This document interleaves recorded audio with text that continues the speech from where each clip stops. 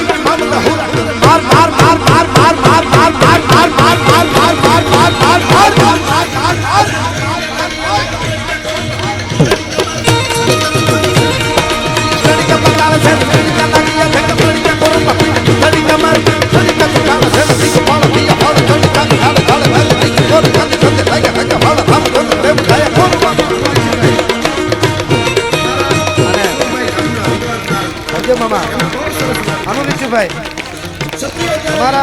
यशवंतभाई जामुड़ा विद्वान चार एमने बहुत सरस बात करी क्षत्रियो જ્યારે યુદ્ધના મેદાનમાં ઉતરે હાથમાં તલવાર લઈ ધર્મને બચાવવા માટે ક્ષત્રિયો